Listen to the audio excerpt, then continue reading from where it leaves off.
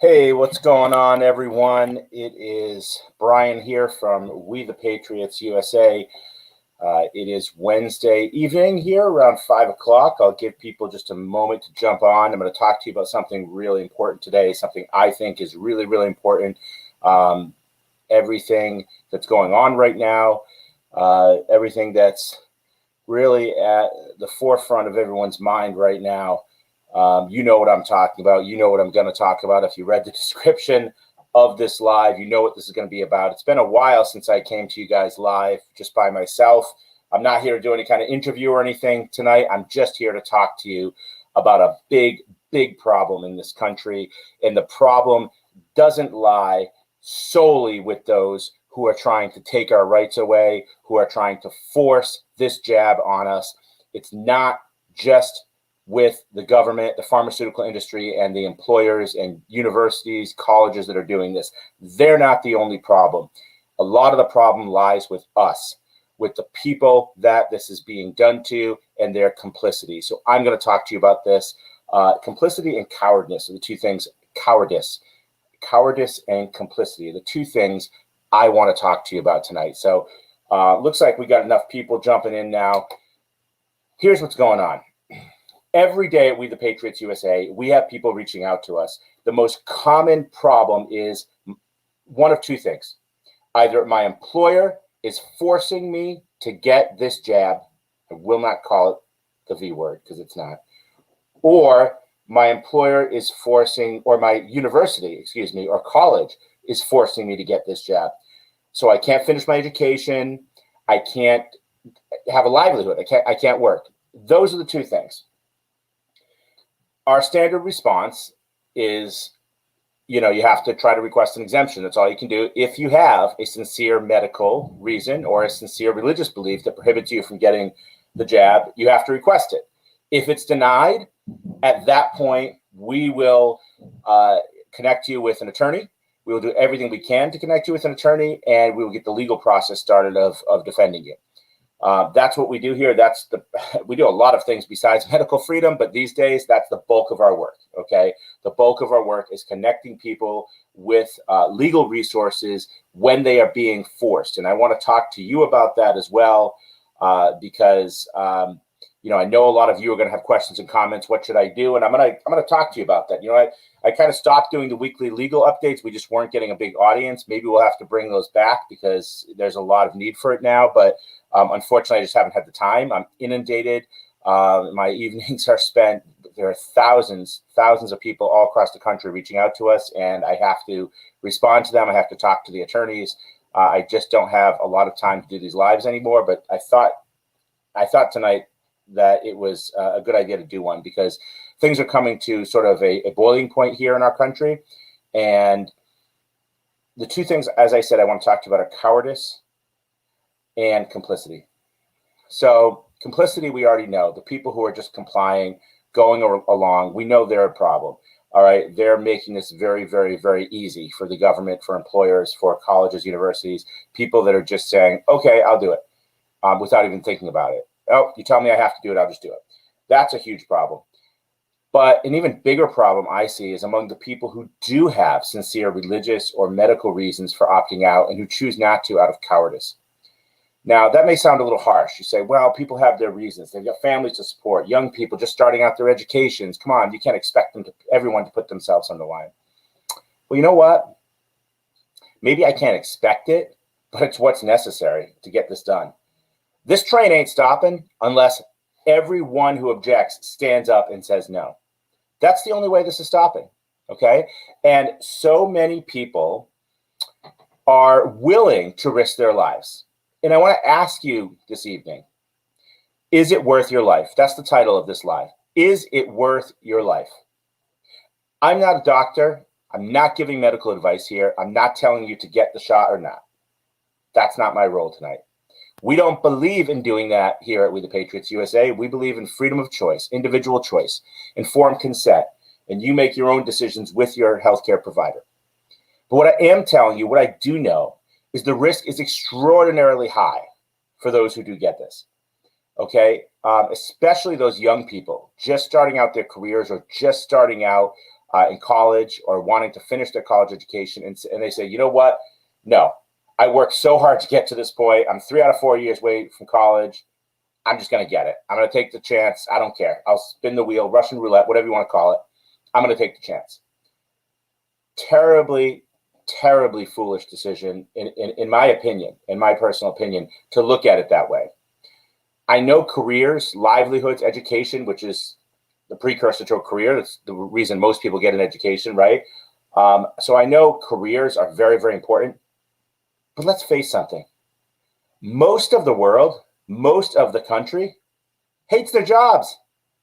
Let's be real. How many people love what they do so much that they're so excited to go to work every day in the morning, and that's what they look forward to more than anything else in their lives, more than their family, more than fun, vacations?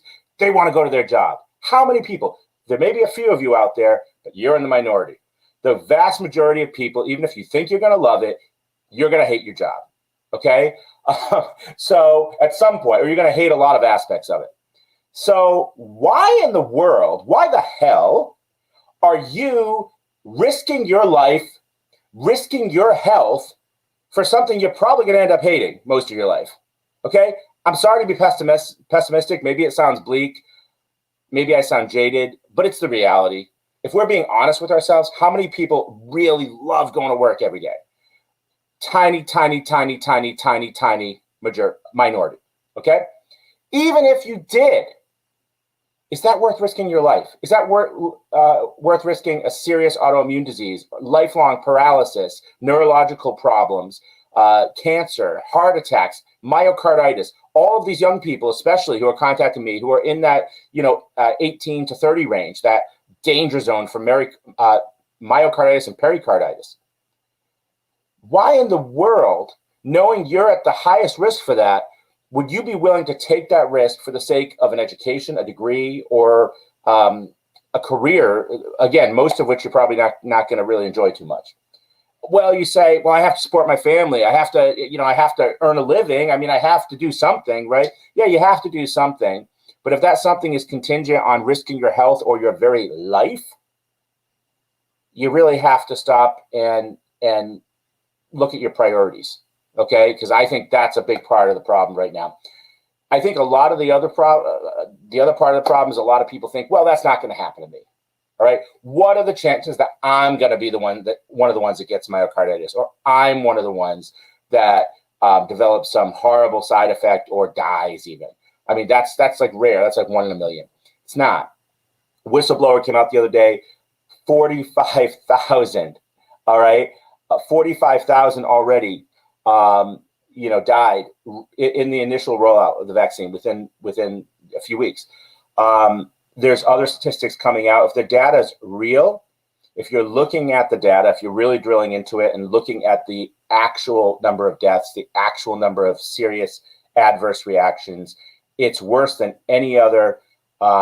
It's worse than all of the reactions and deaths from vaccines in the past 20 years. All right, just what we've seen in the last few months is worse than anything in the last 2 decades. That should give you pause. It's a much, much higher risk than you think. And especially if you're one of those people that has pre-existing conditions, that has a legitimate medical reason that you could try to opt out. Now, whether you're going to get a medical exemption approved or not, that's a whole nother story. It's very, very difficult to get those. Most places aren't even granting them. I'm talking to people that are saying, I had a heart, and this was a young woman, okay, a new college grad, young, very high risk to begin with for myocarditis, but also had heart surgery. I talked to someone else, and she was on a heart monitor for 21 days. I talked to someone else who had leukemia survivor just a few years ago, has been in remission, went to see her oncologist, said, no, the university hospital system has advised us that no one gets an exemption, whether you're on chemo, actively, have cancer, or you're in remission. Regardless of what your status is, no one gets an exemption. They've given us our marching orders. We are to give no exemptions to anyone. That sounds awful. Strange. I should have stopped with the word awful, of course. But that sounds awful strange that you would say that even without knowing a patient's history, you've been given marching orders that no one shall get an exemption at the hospital. That tells me there's a larger agenda at play. Something else is going on here, and it usually comes down to money. Now, I don't have proof of that right now, but my guess is someone very high up at these universities, at these hospital systems, is getting their pockets lined. And that's why where these directives are coming from. Because when else in human history, in American history, can you remember them saying that, I shouldn't say in human history, but certainly in modern medicine, when can you remember a directive, a medical directive being given saying that everybody has to get this and there are no exemptions? And even for vaccines, as much as they've been hailed as the savior of mankind for so many decades, they always gave, exemptions, medical exemptions to people who had serious conditions like cancer, like people on chemo, like people with serious heart disease, heart disorders, congenital disorders, autoimmune disorders. They've always given exemptions, but now there's suddenly a marching order that I don't care what the patient's history is, do not give them an exemption. So that kind of very, very dictatorial, tyrannical, totalitarian approach now to these shots is very, very, very alarming, and tells me there's something else going on here that has nothing to do with COVID and public health, nothing to do with the virus, nothing to do with public health, absolutely nothing to do with public health. On a related note, if you're someone who has a sincere religious objection, are you saying your career, your degree is worth more to you than your God, than your faith? Then I hate to tell you, my friend, you don't have much faith to begin with. Okay? If you're willing to give up your religious identity, your faith, your God, and betray him simply so you can get a piece of paper with your name on it that you can hang on a wall and feel good about yourselves, you've got a problem. And or for a job that again, you're probably going to hate, for a career, you're going to give up, you're going to turn your back on God, your creator, the only reason you have life within you, you don't have much faith. I'm sorry, you really don't. So there's a big problem with cowardice in this country. People don't want to stand up to their employers or their colleges, universities. People don't want to fight back. They don't want their name in the press. They're worried about publicity. They're worried it'll follow them around. Yeah, it'll follow you around. But I'd rather be followed around by bad publicity or press or controversy than to be dead, okay? Because that's the other option, very real possibility. People just aren't thinking logically here, okay? You've got to be willing to put everything on the line for this. This is a crucial point in world history, in human history, okay? Where either people are going to stand up and fight back, or they're going to be steamrolled. And you'll never get your rights back, and you'll all be forcibly injected. I mean, this is it. If we don't stand up now, we're done for. So, and don't say let somebody else do it, because it's got to be thousands, millions of us standing up. It can't just be, a handful of brave patriots who are going to file lawsuits and then win it for all the rest of us. That's not going to work. It's just a handful of people. They're most likely not going to win anything. Okay, but when thousands, when millions and millions of people stand up against this, that's when the real resistance is felt, and there's nothing they can do. All right. If you have a company, you have a hospital, and all the nurses walk out, what are you going to do? If they all say we're going to quit unless you drop this mandate, what are they going to do? What are they going to do? They're going to fire everyone? If all the employees in a factory stand up and say we're not doing it, they're going to fire everyone? Good luck. Good luck finding people to work nowadays. All these people on unemployment, all these people that are getting more out of work than they're making working. I'm talking to contractors. We got like 8-10 weeks to wait to get work done from contractors because they can't find anyone who wants to work. The same in the restaurant industry. Okay, so good luck, employers. You're not finding people to fill those jobs. Your business is going under. But they're not at that point yet. Nobody's doing this. Nobody's standing up and saying, okay, well, we're all going to quit. They're not all banding together. Most of the workforce is cowering. And because they're cowering, the employers are getting away with it. The universities, the colleges are getting away with it. If 75% of the student body said we're withdrawing, we're quitting, they wouldn't be doing this. If 75% of a company's workforce said we're walking out unless you drop this, we're not getting it, period, fire all of us. They wouldn't do it. I mean, come on, think about it. But the reason they're getting away with it is it's just a handful of people. it's 4 or 5 people at most, maybe 10 people. They're expendable. They can get by with them. They can, eventually find people to fill those roles, or have some people cover two, more than one job function and get by for a while. But if it's, most of your workforce, you're not going to be able to survive as a business. It's going to be the worst thing you ever did. You're going to immediately have to rescind the mandate. That's what we need to happen. That's what people are going to have to do if we really, really want to fight this. And again, I'm not giving you medical advice. I'm not giving you legal advice either. I'm not telling you that you have to do this or you should do this in your particular job. I don't know your particular circumstances. I don't represent any of you. But what I'm trying to say is, in my personal opinion, just as me, Brian, speaking, not as an attorney, that's what I think would have to happen. Okay? That's what I think the only way that we can stop this. Yeah, someone's putting a comment up. Good luck finding enough like-minded employees. You're right, Facebook user. That's the problem. That's why I'm coming out and talking like this. I want people to start thinking.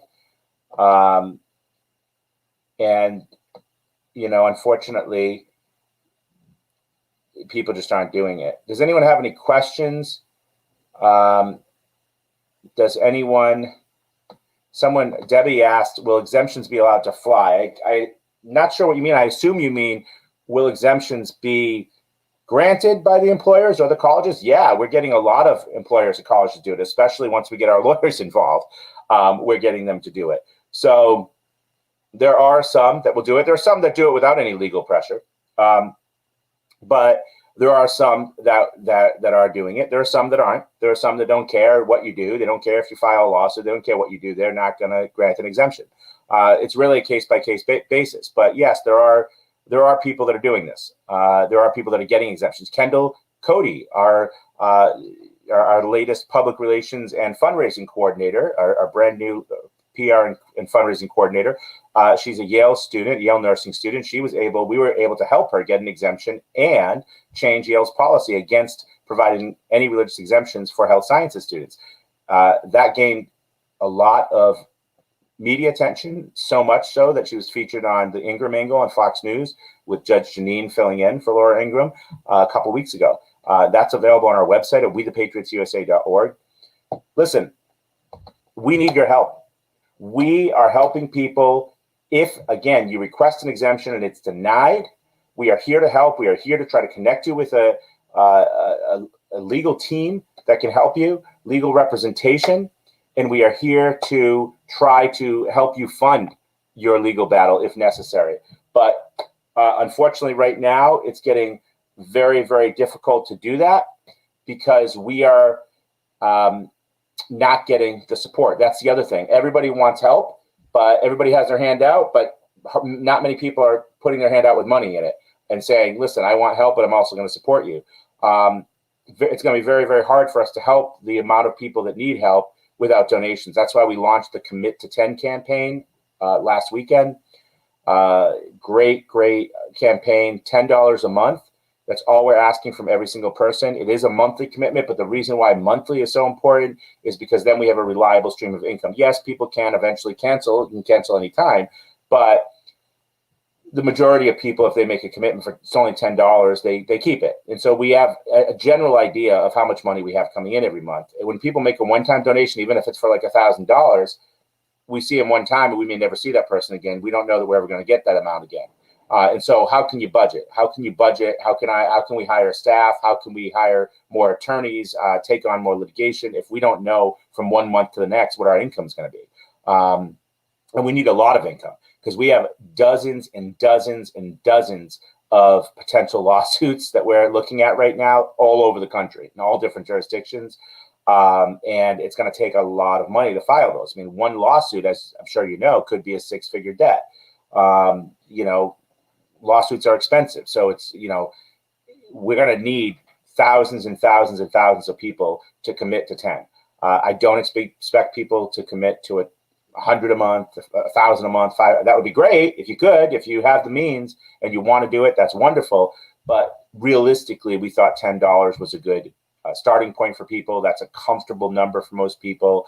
You get a latte at Starbucks, it's probably going to cost you as much. So, just cut one of those out, and that's supporting the fight against tyranny. I mean, it's not really asking too much. Most people, even if you're in a really bad financial situation, could afford $10 a month. I can't think of, honestly, many people who couldn't if they really wanted to. You know, $10 isn't going to make or break you one way or the other. It's not going to be the difference between you paying the mortgage or not for most people. You know, it's not going to be the difference between, you know, buying groceries or not. I mean, $10 doesn't get you much groceries anyway. you might get a couple bags of chips and a sandwich or something. You're not getting a lot out of $10 anyway. But again, we're going to need thousands and thousands and thousands and thousands of people to be donating that $10 a month, and then we can have a litigation machine, which is what we want to create to fight back against this tyranny. To have all over the country, we have a network of attorneys that's growing every day, all over the country, to help them fight back against it. So the Commit to 10 campaign is twofold. So it's $10 a month, the donation we're asking for, but also then send the donation link. Invite 10 other people to do it. So donate $10 a month and then invite 10 friends or family members to do the same. And if everybody does that, there'll be a domino effect. It'll catch like wildfire, and very quickly we'll have a very, very, very large stream of steady income where we can start planning much bigger lawsuits and many, many, many, many more to fight back. I mean, our opposition has been doing this for decades. They figured this out decades ago, that this was the way to be successful and to implement policy was filing litigation, and they've been doing that.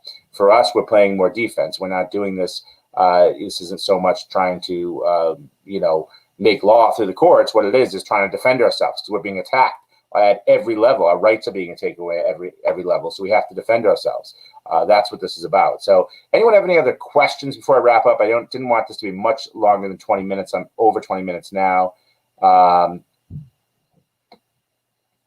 Will the airlines accept exemptions? Debbie, I don't know. I haven't gotten any airline cases regarding the shot yet. I have gotten airline cases regarding masks, and to my knowledge, pretty much no one's been able to get one.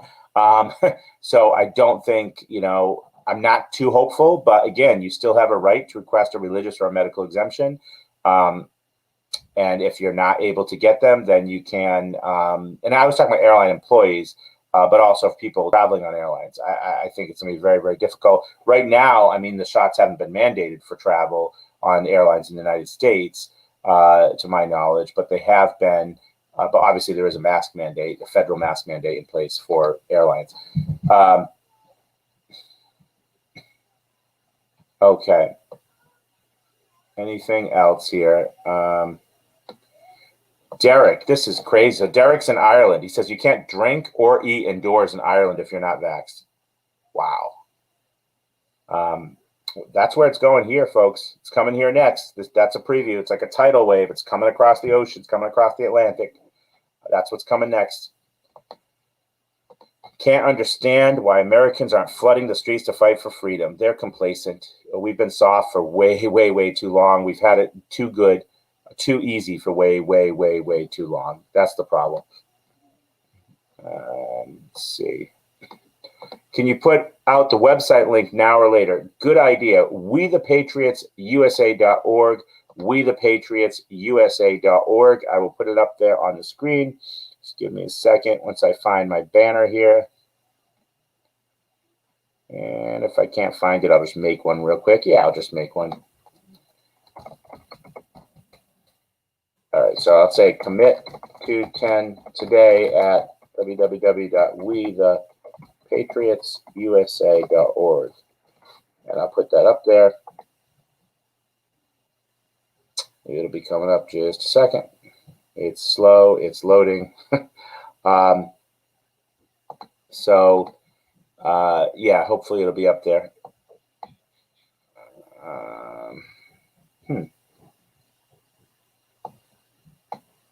Well, I have this one that's already up there, so why don't we just do this one? Oh, that's not the right one. There we go. I'll just try to create another one.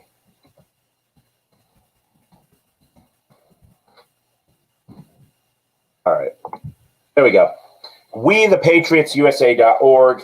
That's the website. That's where you can commit to 10, that's where you can donate whatever amount you wish. If you can only make a one-time donation, we understand. But again, that's not going to help us, budget, and that's not going to help us going forward in the future. Once you're set up for a monthly, then we have, a reliable stream of income. So we would appreciate the donations. The only way this is getting it done is with resources. I can't tell you how many people I have to turn away every day and say, unfortunately, we just don't have the resources. We can't take on another lawsuit like that. We can't help you. It's unfortunate. I hate saying it. I hate that money's driving the bus, but whether it's people doing things for evil or people doing things for good, money is usually driving the bus. It's usually driving the bus because that's what gets things done. Lawyers don't work for free. They can do some pro bono work, but they can't take on, 100,000 hours of legal work and do nothing else and just do it all pro bono and not be able to have any income coming in to support their families, because that's what they'd have to do. I mean, the vast majority of people who come to us have no money to pay the attorneys. So if they did it all pro bono, there's so much of this work that needs to be done. They would starve, and their families would starve. They wouldn't be able to support their families because they'd be getting no money. Even if they were charging like cutthroat rates, like $100 an hour, we would still need, hundreds of thousands of dollars, if not millions of dollars, because of the amount of potential lawsuits we have and the amount of hours it takes just to do one lawsuit. You could be talking about hundreds of hours of legal work just for one lawsuit, maybe thousands, depending on how complex it is, of hours of legal work just for one lawsuit. So even if it's only $100 an hour, we would still need major, major, major donations to get this done. All right, let's look if there's any more comments before I wrap this up.